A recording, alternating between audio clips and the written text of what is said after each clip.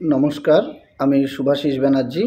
আর আমার সঙ্গে এই মুহূর্তে দেখছেন আওয়ার প্রোগ্রেস। আজকে আমরা আলোচনা করব পিতার মৃত্যুর পর সেই সম্পত্তি কিভাবে আপনারা নিজের নামে করবেন, এই বিষয়ে আলোকপাত করব। প্রথমত বলে রাখি, অনেকেই বিষয়টি জানেন, আর যারা এটা পুরো প্রসেসটা এবং খরচ কত হতে পারে এই প্রসঙ্গে জানতে চান, তারা ভিডিওটি একবারে প্রথম থেকে শেষ পর্যন্ত দেখবেন। আর যাদের জানা রয়েছে তারা এটা স্কিপ করে যেতে পারেন।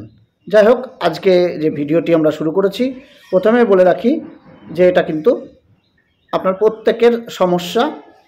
আপনি একজন বাবা হতে পারেন, একজন ছেলে হতে পারেন, একজন নাতি হতে পারেন, প্রত্যেকেরই কিন্তু এই সমস্যাটা থাকবে। এবার আমরা মেন কথায় চলে আসি। ধরুন একটি সম্পত্তি, এই সম্পত্তি আপনার বাবার সম্পত্তি। তো আপনার বাবা ভাগ না করে বা উইল না করে মারা গেছেন। আপনারা যতজন ওয়ারিশ রয়েছেন সেই ওয়ারিশদের মধ্যে এই সম্পত্তি আপনাদেরকে করতে হবে। এবার আপনারা প্রথমত কি কি জিনিস করতে পারেন? এক নম্বর হলো রেকর্ড বা ROR। এটা আপনি নিজের নামে করতে পারেন। বাবার কাছ থেকে সেই সম্পত্তি নিজের নামে আপনারা করাতে পারেন বাবার মৃত্যুর পর। আর 2 নম্বর কি করতে পারেন? ডিড, অর্থাৎ দলিল করতে পারেন। এবার দলিলটা কিভাবে করবেন? আপনারা যারা ওয়ারিশ রয়েছেন একে অপরকে গিফট ডিড হিসেবে আপনারা দেবেন। মানে যদি আপনারা দুজন ওয়ারিশ থাকেন তাহলে আপনি একজন ওয়ারিশকে দিলেন আর একজন ওয়ারিশ আপনাকে দিলেন। এইভাবে গিফট ডিড আপনারা করতে পারেন, বা ওই ডিডের ওখানে ওয়ারিশ সূত্রে আপনারা মালিক হয়েছেন সে কথাটাও লিপিবদ্ধ করতে পারেন। আর আপনার বাবার যদি ডিড থাকে সেই ডিড নম্বর অনুযায়ী সেখানে লিখতে পারেন। এবার চলে আসি পুরো প্রসেস। এবার যেটা করতে হবে, আপনার বাবার প্রথমত ডেথ সার্টিফিকেটটা নিতে হবে। বাবার মৃত্যুর পর ডেথ সার্টিফিকেট অর্থাৎ মৃত্যু সনদ, ডেথ সার্টিফিকেটটা লাগবে। ডিসি অর্থাৎ ডেথ সার্টিফিকেট, এটা প্রথম লাগবে। 2 নম্বর ডেথ সার্টিফিকেট দিয়ে আপনাকে কি করতে হবে? পৌরসভা বা পঞ্চায়েত যে এলাকায় হোক না কেন আপনার, সেখান থেকে ওয়ারিশ সার্টিফিকেট বের করতে হবে। এবার আপনারা অনেকে জিজ্ঞাসা করেন যে আমার বাবার ডেথ সার্টিফিকেট নেই, তাহলে আমি কি করব? সেক্ষেত্রে দেখুন, বর্তমানে অনলাইনে কিংবা আপনার বিডিও অফিসে ডিলে ডেথ সার্টিফিকেট ইস্যু করা হয়। সেখানে গিয়ে আপনার সমস্যার কথাটা বলতে হবে। তাহলে আপনি সেখানে ডিলে বা অনলাইনে আপনি অ্যাপ্লিকেশনও করতে পারেন ডিলে ডেথ সার্টিফিকেটের, সেখানে কিন্তু সেটা আপনার সুরাহা হয়ে যাবে। এবার ওয়ারিশ সার্টিফিকেট আপনার পঞ্চায়েত বা পৌরসভা বা কাউন্সিলর যেই থাকুক না কেন উনি দিতে পারবেন, কিংবা MP বা MLA যারা রয়েছে তারাও কিন্তু ওয়ারিশ সার্টিফিকেট দিতে পারবে। সেখান থেকেও কিন্তু কাজ হবে MP বা MLAর কাছ থেকে। আর যদি কোনো কারণে ওয়ারিশন সার্টিফিকেট নিয়ে সমস্যা হয় তাহলে আপনারা সাকসেশন সার্টিফিকেটটা নিতে পারেন। সেটা আপনার আইনজীবীর মাধ্যমে, কোর্টের মাধ্যমে আপনাকে নিতে হবে। যাই হোক, ডিসি সার্টিফিকেট হলো, ওয়ারিশন সার্টিফিকেট হলো। এবার 3 নম্বর কোনটা নেবেন? 3 নম্বর যেটা আপনি নিতে পারেন সেটা হলো আপনার বাবার যে সম্পত্তি তার যে বিবরণ, সেই বিবরণটা থাকতে পারে। মানে যতগুলো সম্পত্তি তার বিবরণ থাকবে। ROR, একটা বাবার নামের ROR তুলবেন যে আপনার বাবার কতগুলো খতিয়ান রয়েছে। যদি একটি খতিয়ান থাকে তাহলে সেই খতিয়ানে কত পরিমাণ জমি রয়েছে সেগুলো দেখবেন। আর যদি আপনার বাবার বাড়ি থাকে সেই বাড়িতে কটা রুম রয়েছে সেটা কিন্তু আপনারা ভাগ করে নেবেন নিজেদের মতো। এবার 4 নম্বর যেটা আপনাকে করতে হবে, যদি বাবার দলিল থাকে তাহলে দলিলটা আপনারা সেটা সার্টিফাইড কপি অর্থাৎ নকল দলিল, বা আপনার বলতে পারেন এই নকল দলিল বলতে গেলে নকল ঠিক নয়, প্রতিলিপি, দলিলের প্রতিলিপি। আর একটা আপনারা জিনিস করতে পারেন, তার জেরক্স করে নিতে পারেন, তাতেও কাজ হবে। তবে ডিড যদি না থাকে তাহলে আপনি পিট দলিল খুঁজবেন, মানে যে কোনো একটা পিট দলিল খুঁজবেন আপনার দলিলের সঙ্গে সামঞ্জস্যপূর্ণ, মানে আপনার দলিলের নাম্বার সেখান থেকে এসেছে এরকম পিট দলিল। এইগুলো নেওয়ার পর আপনাকে যেটা করতে হবে বিএলআরও অফিসে রেকর্ড করার জন্য বিএলআরও অফিসে আপনাকে আবেদন করতে হবে। এবার আপনি এটা অনলাইনে আবেদন করতে পারেন, বাংলার ভূমি ওয়েবসাইটে এখন অনলাইনেই আবেদন হচ্ছে, সেখানে করতে পারেন। সেজন্য আপনাকে এই যেগুলো রয়েছে আমি 1 2 3 4 করে যেগুলো লিখলাম সেইগুলো আপনাকে পিডিএফ আকারে 2 MBর কমে সেগুলোকে আপনাকে ওখানে আপলোড করতে হবে। আর যদি আপনি অফলাইনে করতে চান সেটাও আপনি করতে পারেন, তবে এখন বেশিরভাগই অনলাইনে হচ্ছে।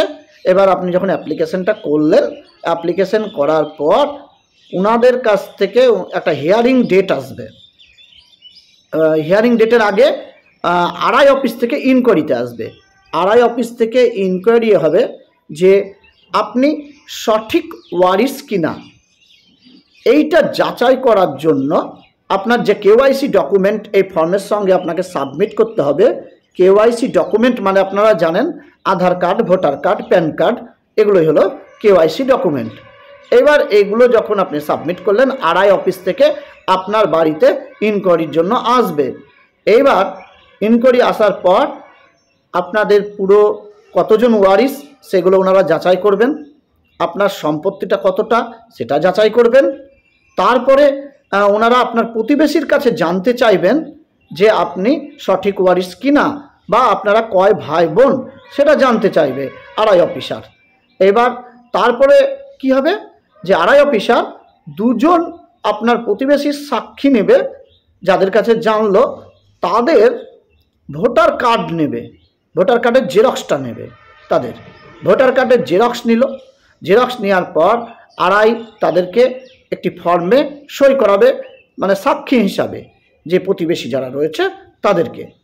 তারপরে এবার আরআই ফিরে গেল, ফিরে যাওয়ার পর উনি কিন্তু বিএলআরও অফিসে তার যে রিপোর্ট সেই রিপোর্টটা সাবমিট করবে বা ইনকোয়ারিটা যেটা করলেন সেটা সাবমিট করবে।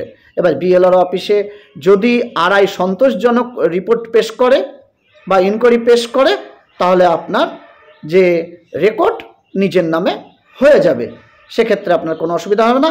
এবার কতদিনের মধ্যে হতে পারে আপনার ধরে নেন উইদিন মোটামুটি 15 to 30 ডেজের মধ্যে হয়ে যাওয়ার কথা, এটা স্বভাবত এরকমই হয়। আর এইবার দলিলের কথা আছে, আপনি দলিলটা করবেন। এবার দলিলটাও করতে পারেন ওইভাবে, আপনাকে রেজিস্ট্রেশন অফিসে যেতে হবে এবং দলিল লেখক যিনি রয়েছেন তার সঙ্গে কথা বলে নিতে হবে। কথা বলার পর উনি জমির মার্কেট ভ্যালু বের করবেন, আপনার যে প্রপার্টি পৈতৃক সম্পত্তি পেলেন তার মার্কেট ভ্যালু বের করবেন এবং একটা কোয়ারি স্লিপ বা অ্যাসেসমেন্ট স্লিপ বের করবেন। সেখানে দেখে নেবেন যে স্ট্যাম্প ডিউটি এবং রেজিস্ট্রেশন ফিজ সরকার কত চাইছে এবং সেই হিসাবে আপনাকে একটা দলিল লেখক প্রস্তুত করে দেবে। এবার আপনারা যারা যারা ওয়ারিশ রয়েছেন সেখানে বন্টননামা হিসাবে ওই দলিলটা আপনারা করে নিতে পারেন বা পার্টিশন ডিড হিসাবে করে নিতে পারেন। এবার করে নেওয়ার পর এই পার্টিশন ডিড মানে কার কোন দিক অংশ, কার কোন দিক চৌহদ্দি, তাহলে এগুলো ওখানে লেখা থাকলো, তাহলে আপনার বন্টনের কোনো ব্যাপার থাকলো না। আর যারা মনে করছেন শুধু আমি ROR বা রেকর্ড দিয়েই মানে ঠিক থাকবো, তাদের ক্ষেত্রেও বলি যে দলিল না করলেও আপনাদের হবে, কিন্তু সেক্ষেত্রে আপনারা আপোষ যে বন্টনটা সেই বন্টনটা লিখিতভাবে করে নেবেন। এখানে বন্টন মানে নিজেদের মধ্যে ভাগটা কে কোন দিক পাবে এটা কিন্তু ঠিক করে নেবেন, তাহলে ভালো হবে আপনাদের। আর যে বাড়িটা রয়েছে আপনাদের যে ঘরগুলো রয়েছে সেটাও কিন্তু আপনারা একটা স্ট্যাম্প পেপারের উপরে লিখে করে নিতে পারেন, এটা কিন্তু ভালো হবে। আর যদি তা না করেন তাহলে কিন্তু আপনাকে ডিড করতে হবে। আর যদি পরবর্তীতে ঝামেলা হয় তাহলে সেক্ষেত্রে পার্টিশন স্যুটের মামলাও করতে হতে পারে। সুতরাং আপনি বন্টননামার ডিডটা করা সবচেয়ে বেটার।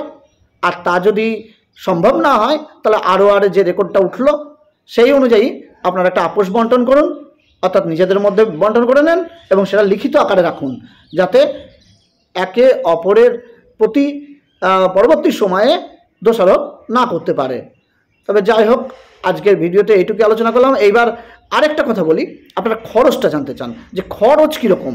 দেখুন ROR আপনার বাবার কীরকম সম্পত্তি সে তো আমি জেনে বসে নেই, বা আপনার যে এরিয়া সেই এরিয়ার যে বিএলআরও অফিস রয়েছে সেখানে কীরকম সিস্টেমে চলছে। তবে আমি যেটা বলছি সেটা সরকারি সিস্টেম, আবার গভর্নমেন্টাল সিস্টেমের কথা বলছি। তবে যেটা বলি ROR রেকর্ড করতে গেলে যদি আপনি নিজে করেন তাহলে যদি আপনার ধরা যাক ধরুন 2 কাঠা জায়গা রয়েছে, আপনি সেখান থেকে হয়তো 1 কাঠা জায়গা পাচ্ছেন আপনি নিজের। তাহলে এই 1 কাঠা জায়গার ওপর ROR রেকর্ড করতে গেলে আপনার যেটা খরচ হবে মোটামুটি 3000 বা 1500 খরচ হতে পারে, 1500 খরচ হতে পারে আপনি নিজে করলে। এটা তাও বলছি আপনার বিএলআরও অফিস অনুযায়ী, আপনার এলাকা অনুযায়ী, আপনার জমির মার্কেট ভ্যালু অনুযায়ী এটা নির্ভর করে। এটা আমি সাধারণভাবে বলছি, এভারেজভাবে বলছি, 1.5 থেকে 3000 খরচ হতে পারে আপনার এলাকা অনুযায়ী, আপনার জমির মার্কেট ভ্যালু অনুযায়ী এটা হতে পারে। আর যদি দেখুন আমি একটা নিজেরই বলতে গেলে জমি ওয়ারিশান সূত্রে রেকর্ড করিয়েছি, আমার ক্ষেত্রে এই টাকাটা 1200 টাকা লেগেছে 2 শতক জমিতে। এবার আপনি বুঝতে পারছেন যে বিভিন্ন এরিয়ায় বিভিন্নভাবে হয়। আবার আমারই একটা বন্ধু মোহরের মাধ্যমে নিজেরই 2 শতক জমি রেকর্ড করিয়েছে, উনি কিন্তু 3000 টাকা খরচ হয়েছে ওনার মোহরের মাধ্যমে।